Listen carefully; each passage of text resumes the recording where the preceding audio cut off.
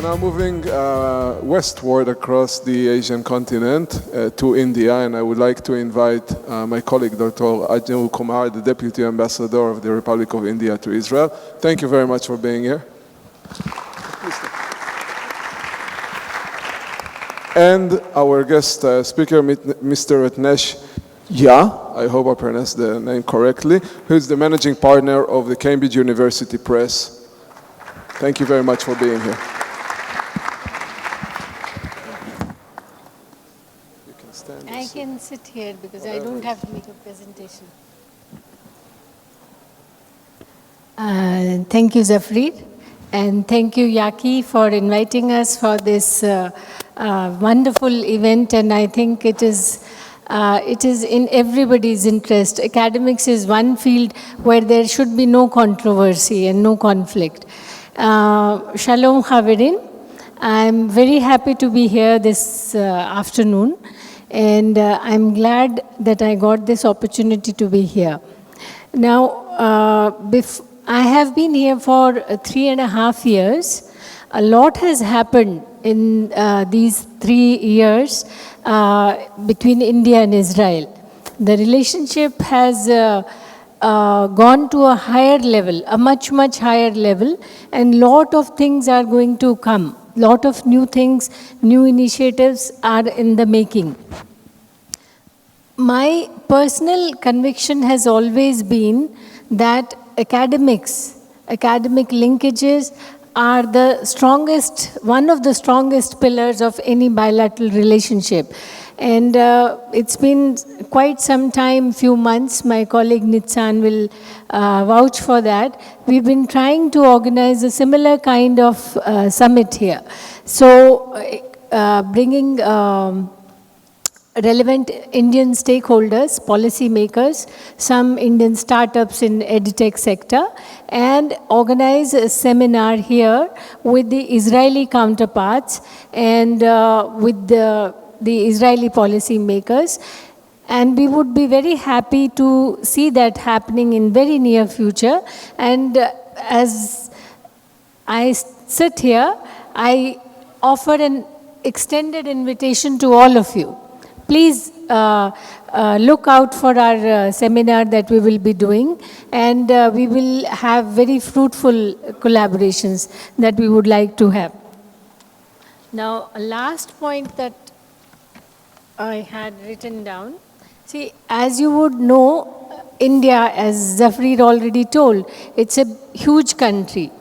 It's a huge country with huge population, huge challenges, but huge opportunities.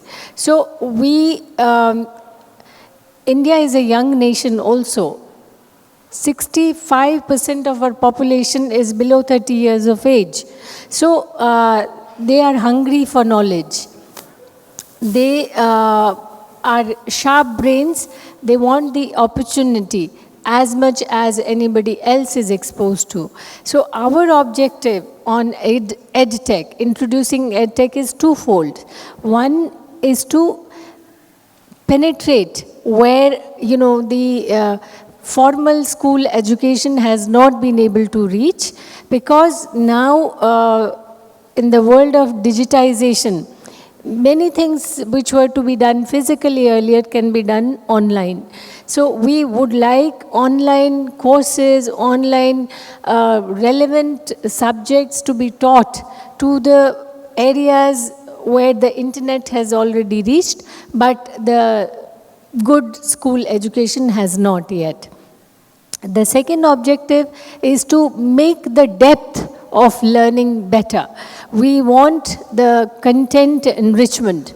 We want people to suggest us courses, to come up with, the tools that the students or the leading schools in India can use to supplement what they are already teaching. So with this, I think we would like to, the burgeoning population that India has, we want to convert it from being a demographic burden to a demographic dividend. We want them to acquire the knowledge and the skills for the betterment of the country and also of the humanity. After all, we are about 1/6 of the humanity, I feel. And yeah, so I already told you about the seminar that we are planning to do, and we will keep you informed on that. And about higher education, I also heard that there may be some university representatives. I can see Dana already here. So there is a huge potential. It's not that India does not have good institutions, we have, but probably we do not have enough. And Israeli universities are amongst the best in the world. And I would make an appeal here to all the representatives that you should go and pitch for students, Indian students, to come to Israeli universities to take up various courses, because now with the economic growth, by the way, India is the fastest growing large economy. With the economic growth, the affordability of the middle class to send their children to education abroad has increased. And they would be very happy. Most of them, they go to, those who can afford, yes, they go to US universities or universities in UK. But I feel, being here for 3.5 years now, I feel the Israeli universities are no less. So they should make active effort to attract the cream of India, and I think that will be a very strong legacy that we can leave in terms of bilateral relationship. And I'm very happy to meet our Japanese colleagues, and I wish them luck, and I wish myself luck, and thank you so much. Thank you very much, Dr. Kumar. And I really hope that we will see many, many more Indian students in Israeli universities, as well as Israeli students in Indian universities. Our last speaker, please, Mr. Ratnesh. Yeah. Can you hear me? Can you hear me? Yeah. Yeah, so I'll just go.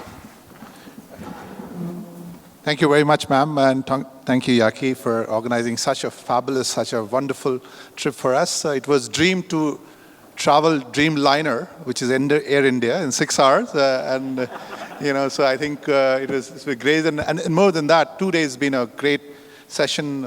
We've really been hosted very well. We went and visited Jerusalem, we went and visited institution, organization, and ma'am very humbly actually put the India story. I'm going to be a little forward and get the energy more in the story which ma'am is that's just kind of drawn for all of you guys. So very small pitch, just about 32 pages, but I'll try see if I can faster, make it brief and make it fast. So most of what I'm going to speak has already been spoken in the morning by the first speaker. He very briefly kind of defined the challenges which is common across the world, and what I'm going to present you is the India story. Within those challenges and the opportunity, how is India is placed today? And I think that's what my presentation is all about. Anyway, I think while it's getting fixed, I think I'll go through quickly what I'm going to talk to you about. So I think the ma'am very briefly talked about the population dividend which we have in India today. An economy which is on an average growing at about 7.5%. Looking like 10 trillion economy in the time to come in, and combining that with the average age, which is lowest in the industry, lowest in the world. In the morning, the speaker talked about the age hovering around 42, 43 years. India age is about 29 years. It comes with the opportunity as well as challenges. I mean, in the age where you're talking about man and machine balance happening, artificial intelligence playing an important role, how do you ensure that the dividend which you have of population navigated in a way that we start actually producing not a real good result for only India, but also for the outside world. Now, we are very uniquely placed in India. And I'll give you an example that unlike any other countries, we are fairly balanced between the public and private. So ma'am was mentioning about how exactly are we in terms of our public and private side. But in the K through 12 space, if you look at in terms of our learner, large part of learners is actually from the private space. So these are private schools. But you have a humongous opportunity even in the government or the public space. Now, if I would actually look at only the private space and evolution of that as we see the presentation, when we look at the population of, let's just say, Israel we are in, and if you're talking about the learners here, and we look at K through 12 space of the learners, some of our schools actually have number of students as high as total number of students which you have here, which are group schools. So the scale-up opportunity for you in a country such as ours is huge. Now, we got a presentation, so I'll go back to and I'll try making as brief as just about 5-6 minutes I have. Can we move to the... So this is a reflection of how large and complex we are as a country.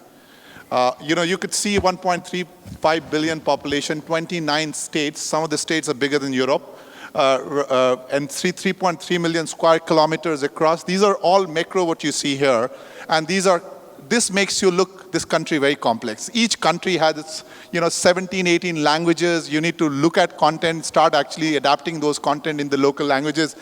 But if you see the graph below, it clearly suggests that there is a compelling story of growing economy here.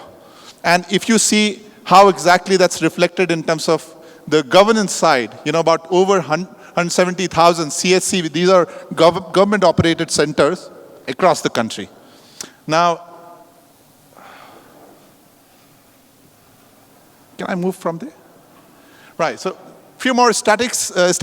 The growing GDP population growth is slowing down, which essentially is reflected through the next slide, that our average age, which is the dividend for us, really is dividend also going to continue for time to come in. Literacy rate is rising. Middle class is exploding, which essentially creates a capacity to buy more, right? Poverty is declining. 1% of the people have been crossing poverty line each year. So therefore, if I need to actually put this all in context and see if this is what the growth story India needs to go on, which is a 10 trillion economy, from here to the next, which continues to grow at a very good pace. We are at a space, perhaps China was in 2004. And if we are at a space at 2004, opportunity for you is today here. Go at the level of, in terms of founding companies, and I'm involved in many of the boards, when you look at founding companies, you enter at the right time. You should enter now, because if you don't enter now, you're missing a big opportunity in terms of how this country will explode as we go along from here. You see some of the stats which I'm quickly going to go through. How are these growth levers and how exactly are we looking in terms of various sectors? So you see the stats of healthcare, education, agriculture, manufacturing, retail, power. I mean, all of this, if in terms of growth, if you see, is actually looking at going upward. Now, if you see in the school or education space, we have right now children spending about 7 years, which we are trying now to take it to 10 years, which essentially mean more and more opportunity for getting more solution for them.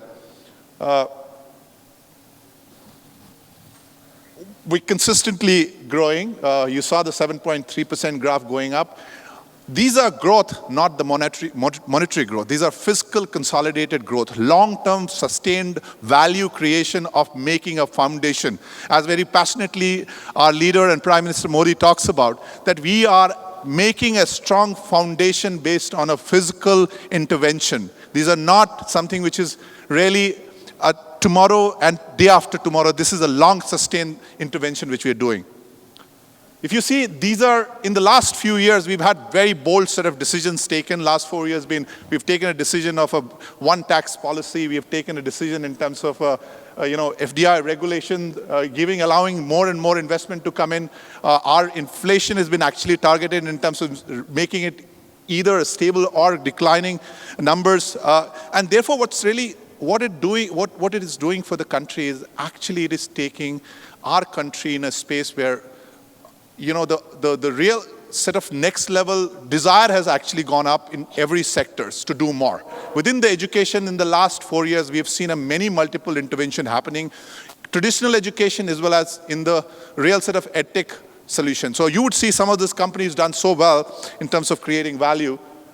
See, if you look at, these are large macro stats again. We have got a very strong industrial base today. If you see a comparison, some of those line which we have made in steel or cement or Over here, if you see, more important to look at is the last two, which is the energy and the telephony. Now, in my mind and in every education person's mind, these are two important points, and I'll tell you how. You know, if you go across the India length and breadth, 10 years back, you'd have had issues that do we have electricity or do we have a bandwidth? Now that, when we looked at in terms of where you ranked in terms of energy and bandwidth, in bandwidth we were ranked 150th. And these are across the country. Last 2 years, we've had a huge intervention of a large player deciding to disrupt the whole space. Suddenly from 150th, we've jumped into 1 or 2 in terms of our bandwidth penetration. So you go across the country, you'll find 3G, LTE, 4G everywhere. And these are data which you can actually use for any kind of solution, whether B2C, B2B, or any classroom intervention. I'm going to flip through fast because some of it has already been spoken about, the whole population dividend and young population which we have compared to, and we're going to be crossing it very soon to China in terms of that being a sustainable as we go along in the future.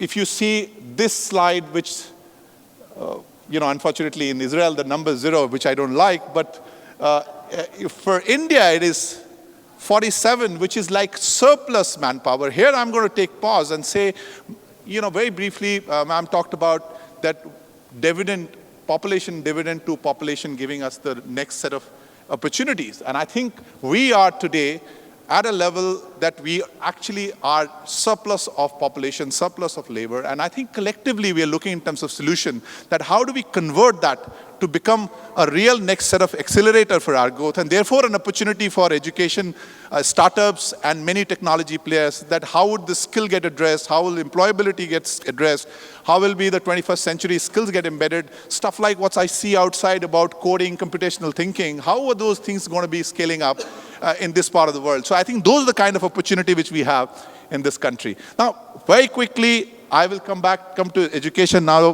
that I see I have very limited time. I'm going to skip few slides and come here. This is an opportunity slide for you. This is an opportunity slide for all of us to see that how are we in terms of segmented level, the number, and these are number which is growing.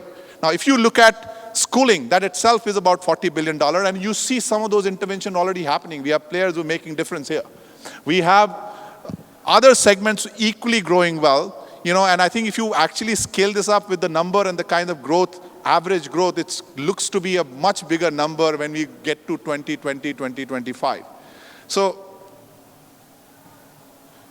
very briefly about school infrastructure and, kind of give you a figure and numbers which I talked initially about K through 12, about 1.5 million schools we are looking across the country, 1.1 million schools in the government schools and 0.4 million. And these are scale which is fairly large. And I think the only scale which gets matched always is China. And we continue to kind of see the good participation of a private and public schools here in the K through 12. More than 30,000 colleges, universities, 700 plus. Imagine the kind of numbers which we are churning up, and ma'am did mention about some of these guys actually should be coming here for postdoc and researches and do some cutting edge researches, working together here. But I think also it creates an opportunity for a lot of you to come into India, come into those colleges which are now getting into aspiration of getting ranked and constant set of bars going up, and come here, help us in terms of getting those quality and equity get addressed. A little crowded slide, but if you see center of this slide is the learner. And I think what we could do is just the impact of the learner. And I think Yaki waving hand, I'm quickly going to go fast on this slide. These are numbers which I can share with you later, but I think I'm going to look at the last slide and then stop there.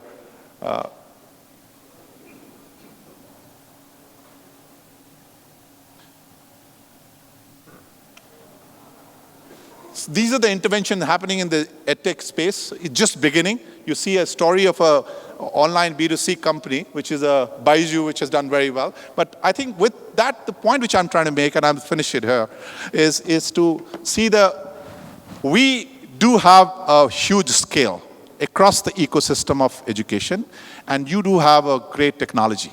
Now, if you try actually marrying it in a meaningful way, and you'll see some of that happening, I think there is a world and the opportunity, huge opportunity, which we can create. And I think we're trying to do some seminars and some workshops in the future. Yaki, with your help and the team here, we can do many of them. And I think invite you all guys to come in, and we will come in here and see how can we create those opportunity and that future for our learners. Thank you very much. Thank you very much. Unfortunately, I've been ordered by the organizers to conclude this session, so I encourage all of you to talk to the speakers right after we end and ask them all those questions that I'm sure that you have, because all four presentations have been extremely fascinating and helpful, presenting both opportunities as well as challenges in those countries. But I think that you can see and hear a very sincere intention, both by our Japanese partners as well as our Indian partners, to work together to solve mutual problems together, to face challenges that are both local and domestic, and also global, and as Dr. Kumar said, even humanity challenges. It's been a great pleasure hosting this session. Thank you very much, Mr. Daisuke Asano, Mr. Nori Wada, Dr. Anju Kumar, Deputy Ambassador of India, and Mr. Ratnesh Jha. Thank you very much. Last month we hosted the Prime Minister of Japan here. Next month we will host a conference on doing business in India. So all of those of you who are interested, please find me on LinkedIn, and we will share the information with you. But as I said at the beginning, at the Foreign Trade Administration, we continuously work to connect you with partners in different markets, and Japan and India are very high on our agenda. I want to thank Yaki for letting me host this panel, and he's been a great advocate for EdTech in Israel, and I think that he deserves a big applause also for putting up this whole conference together. Thank you very much. Talk to them. Talk to them. Don't let them go. Thank you very much.